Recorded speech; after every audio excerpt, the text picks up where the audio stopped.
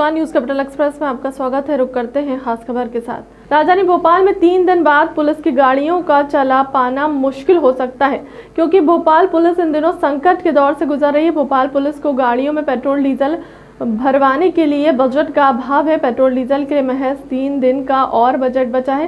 Bhopal police ने police मुख्यालय से बजट की मांग की है। यदि उसे बजट मिल जाता है तो पुलिस वाहन फिर दौड़ने लगेंगे, अगर नहीं मिला तो पुलिस वाहनों के पहिए थम जाएंगे। भोपाल पुलिस के ऊपर इंडियन ऑयल की उधारी भी 50 लाख के ऊपर पहुंच गई है। भोपाल को पुलिस वित्तीय संकट से जूझ रही है।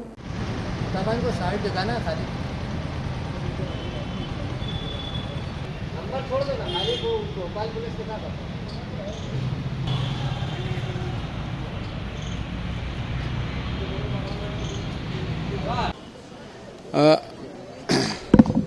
सर 2 या 3 दिनों का ही डीजल पेट्रोल जो है वो पर्याप्त मात्रा में बचा हुआ है। इस संबंध में पुलिस मुख्यालय ने संज्ञान लिया है। वे उपयुक्त स्तर पर अपने प्रयास कर रहे हैं। विश्वास है कि शीघ्र ही समस्या का निदान हो जाएगा। राजधानी भोपाल में स्कूली छात्रा के साथ टॉकीज के अंदर दुष्कर्म करने का गंभीर सा मामला सामने आया है। एक ही स्कूल में पढ़ने के कारण छात्रा की दोस्ती अपनी क्लास में पढ़ने वाले नाबालिग लड़के से हुई थी। दोस्ती होने के बाद पिछले साल मई के महीने में उसका सहपाठी फिल्म देखने के लिए अल्पना टॉकीज में ले गया था, जहां पर डरा धमकाकर टॉकीज की एक सुनसान जगह पर छात्र ने छात्रा के साथ दुष्कर्म किया। इसके बाद बदनाम करने की धमकी देकर भी उसका शारीरिक शोषण करता रहा। परेशान होकर छात्रा ने हनुमानगंज थाना पुलिस को इसकी शिकायत की। पुलिस ने रेप का प्रकरण दर्ज कर जांच शुरू कर दी है। पुलिस संज्ञान में आया हुआ है। पीड़िता के द्वारा बताया गया कि उसकी पूर्व से जो आरोपी पक्ष है उससे मित्रता थी और साथ में पढ़ते थे। लगभग 6-8 महीने पहले, लगभग मई की बात है, और टॉकीज परिसर में ले जाकर के उसके साथ में शादी का झांसा देकर के गलत काम किया गया है। उस पर से प्राथमिकी दर्ज कर ली गई है। चूंकि पीड़िता नाबालिग है, इसलिए पॉक्सो की धाराओं के तहत भी उसमें प्राथमिकी दर्ज है। सर, आरोपी क्या करता है? दोनों साथ में पढ़ते हैं, 11वीं-12वीं के स्टूडेंट हैं और पूर्व से मित्र हैं। सर, अभी तक इसमें गिरफ्तारी नहीं, गिरफ्तारी के लिए टीम लगा दी गई है। जल्दी गिरफ्तार कर लिया जाएगा। भोपाल पुलिस कमिश्नरेट के महिला थाना अब बदला नजर आ रहा है। थाने की रंग बिरंगी बिल्डिंग के साथ काफ़ी कुछ इस थाने में बदल गया है। इस थाने में कई नई पहल की जा रही हैं। एकल महिलाओं और वरिष्ठ नागरिकों के लिए एक नई एकल खिड़की योजना शुरू की गई है।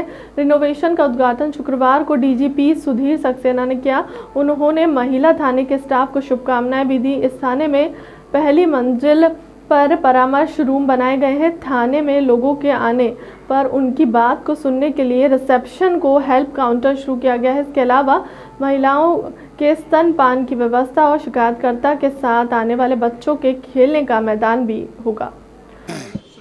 इस थाने में एक और विशेष बात यह है कि एंटी ह्यूमन ट्रैफिकिंग यूनिट को भी इसी के साथ इंटीग्रेट किया गया है, ताकि भविष्य में जो भी ह्यूमन ट्रैफिकिंग से रिलेटेड कोई समस्या है, जानकारी है या उस पर जो कार्रवाई है वो एक स्थान से क्रियान्वित हो पाएगी। इसके लिए एंटी ह्यूमन ट्रैफिक प्रभारी को विशेष कक्ष भी उपलब्ध कराया गया है और वहाँ पर अधिकारियों को बैठने के लिए भी जगह उपलब्ध कराई गई है।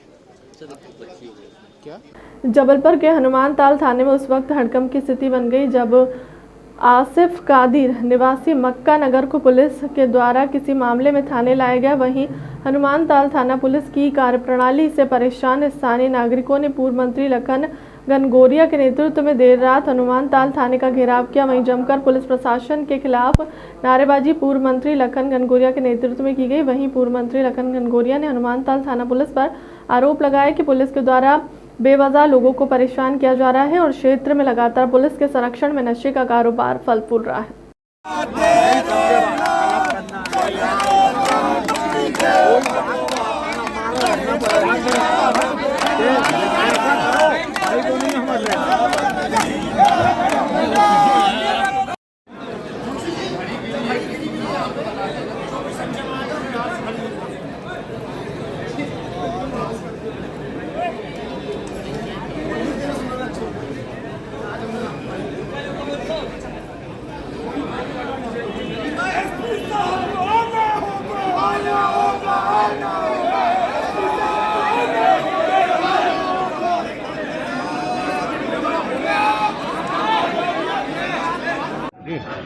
जी भैया, आज किस मांग को लेकर आप थाना घेराव देर रात थाना घेराव हुआ? पुलिस की एक कार्रवाई विसंगतिपूर्ण थी। जिस व्यक्ति का कोई रोल नहीं था उस व्यक्ति को थाने में बिठा लेना और जिस पक्ष ने शिकायत की थी वो पक्ष कह रहा कि ये व्यक्ति उस स्पॉट पर मौजूद नहीं था। हो सकता है थाना प्रभारी महोदय को उस बात की गलत जानकारी हो। ड्यूटी ऑफिसर को वो कह के गए कि जब पब्लिक चली जाए तो छोड़ देना, लेकिन ड्यूटी ऑफिसर ने उस बात को समझा नहीं। एक स्वाभाविक आक्रोश क्षेत्र का किसी बेगुनाह को बिठाने का जो था वो और भी कई शिकायतों में परिणत हुआ। क्षेत्र में एक अराजकता का वातावरण पिछले 2 महीने से बना हुआ है। सस्ते नशे, इंजेक्शन से लेके स्मैक, और इनके कारण अपराध ज़्यादा होना, एक व्यवस्था अराजक होती जा रही थी। बजाय उस व्यवस्था पे कार्रवाई करने का पुलिस का इंटरेस्ट सिर्फ इस बात पे कि ट्रैफिक पुलिस जैसे चालान की कार्रवाई कर ले और इतनी सीधी समझ ले। बाकी चीज़ों में कानून व्यवस्था लड़खड़ाई है। कोर्ट के आदेश के कारण कहीं हेलमेट की चेकिंग, कहीं 185 की कार्रवाइयाँ। ये वो क्षेत्र है जहां आर्थिक अभाव में जीने वाले लोग ज़्यादा हैं। 185 की कार्रवाई मतलब 10,000 का जुर्माना। शराब बेचना सरकार रोक नहीं पा रही, लेकिन शराब पीने वालों पे कार्रवाई। या तो शराब ही बंद करे, तो शराब बेचने वालों को सरेआम लाइसेंस दे दे और पीने वालों को 185 की कार्रवाई। कहीं कहीं व्यवहारिक दृष्टिकोण होता है कि कौन व्यक्ति जुर्माना देने लायक है अथवा नहीं है। हर व्यक्ति आज के समय पे किस्त पे गाड़ियां उठाता है। इसका ये मतलब नहीं कि उसकी माली हालत बहुत अच्छी है। 5 महीने के लॉकडाउन से व्यक्ति टूटा हुआ है और 10-10 हज़ार की कार्रवाइयाँ होना, एक तरीके से चालान की व्यवस्था के कारण बाकी व्यवस्थाओं पर पुलिस का ध्यान न जाना, ये क्षेत्र में अराजकता फैला रही है। ये तमाम ऐसी बातें थी जिस पर बिंदुवार चर्चा भी हुई और आज का जो घटनाक्रम था जिसको लेके आक्रोश था, उसी के बाद सारी बातें सामने आई। उस पर भी पुलिस ने अपना दृष्टिकोण स्पष्ट किया है कि या तो समझने में ड्यूटी अफसर की गलती हुई, लेकिन किसी भी बेगुनाह व्यक्ति के साथ यदि इस प्रकार का बर्ताव हो तो स्वाभाविक रूप से कानून पर लोगों का भरोसा उठ जाएगा। ये जो दूसरी पुलिसकर्मी था उन पर कुछ कार्रवाई करी है प्रशासन ने या नहीं करी? एक अराजकता का जो भी जिम्मेदार हो उस पर वो कार्रवाई करे। थाना घेराव हुआ था, क्या शिकायत थी और क्या सलूशन निकला? ये यहाँ के स्थानीय विधायक श्री लखन गनगोरिया जी के नेतृत्व में स्थानीय लोग यहाँ पर हनुमानताल थाने में उपस्थित हुए थे। इनके द्वारा शिकायत की गई है कि थाने की कार्यप्रणाली में सुधार किया जाए और जनप्रतिनिधियों से संवाद स्थापित करके उनकी समस्याओं का निराकरण किया जाए। जो उनकी समस्याओं को विधिवत सुना गया, वरिष्ठ अधिकारियों को उसके संज्ञान में भी डाला गया और बाकायदा सभी को आश्वस्त किया गया है कि उनकी जो जनप्रतिनिधि जितने भी हैं उनका सबका सम्मान भी किया जाता है और उनकी समस्याएं जो वैधानिक तरीके से उनका निराकरण भी किया जाएगा। किसी प्रकार का कोई ये थाना घेराव नहीं था, ये एक सामान्य सा संवाद था जो इतने सारे लोगों की उपस्थिति में हुआ। दोस्त की एफआईआर लिखने गए युवक का आरोप, पुलिस ने मुझे ही पीटा। बैरागढ़ की 3 पुलिसकर्मियों ने की पिटाई। बैरागढ़ पुलिस ने 3 सिपाहियों को की रवि चगलानी नाम के व्यक्ति की जोरदार पिटाई। रवि चगलानी का आरोप पुलिस के पास गया था शिकायत लेकर, उल्टा मेरे ऊपर डाली 151। बैरागढ़ थाने के भागवत धुर्वे गोविंद मिश्रा और फिरोज पर आरोपी रवि चगलानी ने कहा, मेरे ऊपर आज कोई भी आपराधिक रिकॉर्ड नहीं है। पुलिस अधिकारी जांच करें। 21 तारीख की रात 1 बजे से 3 बजे तक थाने में लगे सीसीटीवी कैमरे में क्या दिखाई दे रहा है। मैं रवि चगलानी, भोपाल निवासी बैरागढ़। मैं 21 रात्रि 1 बजे मेरे एक दोस्त का गोविंद का झगड़ा हो गया था। दुकान पे कुछ लोगों ने तोड़फोड़ करी। मैं बैरागढ़ थाने गया तो बैरागढ़ थाने वालों ने FIR नहीं करी। उन्होंने बोला कि जांच करेंगे फिर FIR होगी। तो मैंने उन पर थोड़ा बोला कि भाई FIR की जाए, तो उन्होंने उल्टा मुझे धमकाया। मैंने उनकी बात नहीं मानी। कुछ देर बाद उन्होंने मेरे को उठा के बिठा दिया अंदर और मेरे को बहुत मारा है और मेरे ऊपर 151 कार्रवाई की है, जबरनी साइन करवाए हैं। और मैं चाहता हूं कि थाने के कैमरे खुलवाए जाएं। अगर मेरी गलती है तो 151 क्या जो भी और जो धारा बनती है वो मेरे ऊपर लगाई जाए। ये अपना पुलिस के नाम है, इसमें मारने वालों के ASI भगवत धुर्वे, गोविंद मिश्रा और फिरोज। पूर्व मुख्यमंत्री कमलनाथ द्वारा प्रदेश सरकार के शराब आहतों को बंद करने के निर्णय पर प्रदेश को मदिरा प्रदेश कहने लगा है। अब तुल पकड़ता जा रहा है भाजपा, इससे महिलाओं का अपमान बता रही है। कमलनाथ के दिए गए बयान के विरोध में भाजपा के पदाधिकारी और सदस्यों ने कमलनाथ का पुतला फूंकते हुए उन्हें महिला विरोधी तक बताया। अपने प्रदर्शन के दौरान भाजपा के नगर अध्यक्ष प्रभात साहू का कहना है कि एक और जहां प्रदेश के मुखिया शिवराज सिंह चौहान महिलाओं की मांग पर शराब आहतों को बंद करने जा रहे हैं।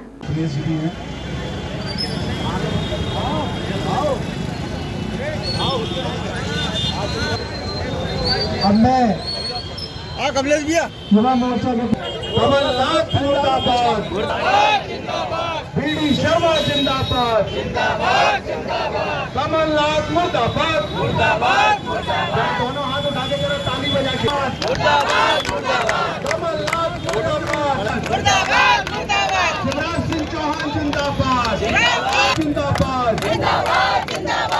आज के इस कर रहे हैं कमलनाथ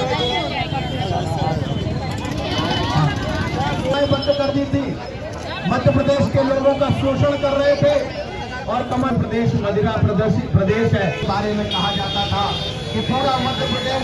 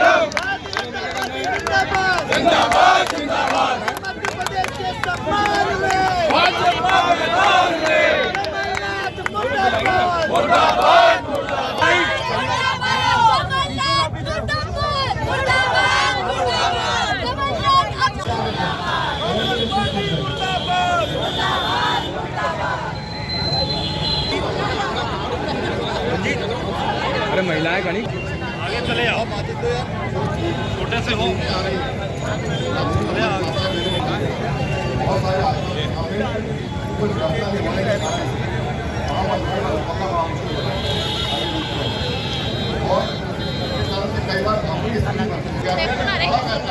घुमा लो भैया उस तरफ से भी जाके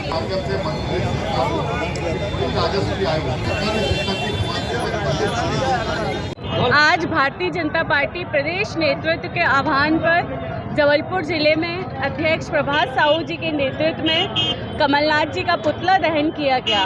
कमलनाथ जी महिला विरोधी तो थे ही, कांग्रेस महिला विरोधी है, इसका इन्होंने आज जवाब दे दिया, बता दिया कि कांग्रेस किस तरह महिलाओं का विरोध कर रही है।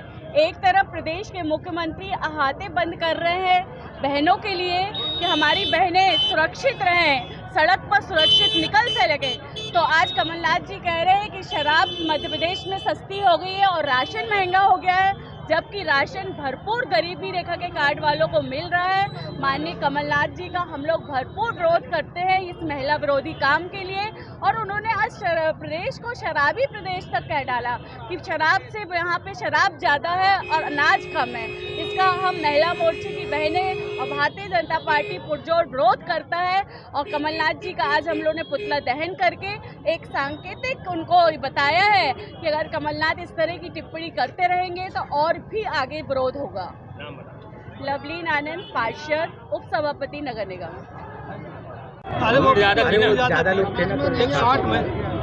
प्रदेश के संवेदनशील मुख्यमंत्री ने पिछले दिनों कैबिनेट में निर्णय किया कि मध्य प्रदेश के अंदर जितने आहता चल रहे हैं उन आहतों को बंद किया जाए। उसका एक सबसे बड़ा कारण था कि प्रदेश के मुख्यमंत्री को लगा कि बड़ा संवेदनशील मामला है। जगह जगह आहता खुले हुए थे, हमारी माताओं बहनों को निकलना मुश्किल होता था, बेटियों को निकलना मुश्किल होता था, परिवार के साथ निकलते तो कई बार बड़ी घटनाएं हो जाती थी, आपस में विवाद की स्थितियां बनती थी, एक वातावरण समाज के अंदर दूषित हो रहा था। और इसलिए सरकार ने निर्णय किया कि हम पूरे आहता जितने हैं वो सारे के सारे आहता बंद करेंगे। उसका निर्णय पूरे प्रदेश के अंदर सभी लोगों ने किया, वरिष्ठों ने किया, महिलाओं ने किया, नौजवानों ने किया, बेटियों ने किया। आज कमलनाथ जी का ये वर्जन कि ये प्रदेश मदिरा प्रदेश है।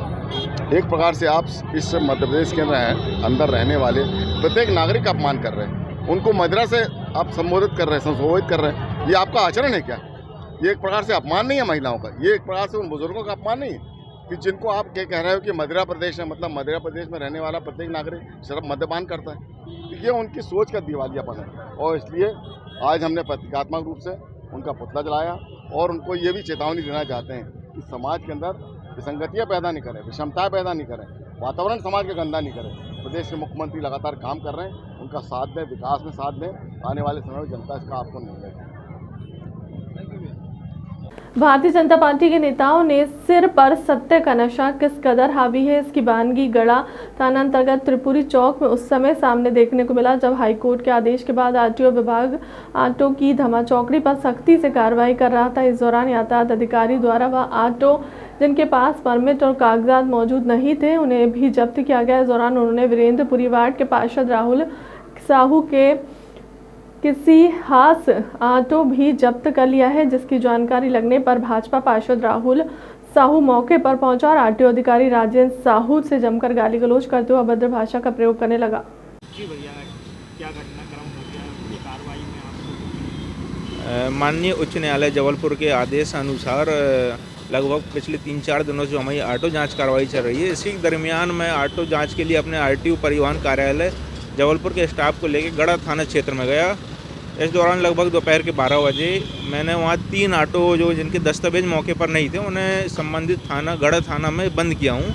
इस दौरान राहुल साहू नामक एक व्यक्ति आया जिसने जो 20 सड़क में जो है मुझे स्टाफ से ही घेर लिया मेरी गाड़ी को और जो है धमकी देने लगा, अभद्र भाषा का प्रयोग किया तथा उसने अन्य अनावश्यक बातें की और दूसरे आरोप लगाए। हालांकि मैंने उसको सिद्ध करने के लिए बोला जिसमें वो कुछ जवाब नहीं दे पाया, जिसकी लिखित शिकायत मैंने संबंधित थाना गढ़ा थाना में किया हूँ और अपने विभाग में भी उसकी शिकायत किया हूँ। पार्टी से जुड़े हैं क्या? मुझे इस चीज़ की जानकारी नहीं है। आपने इसकी शिकायत कर दी? जी, मैंने संबंधित थाना में और अपने विभाग में भी इसकी जानकारी दी है।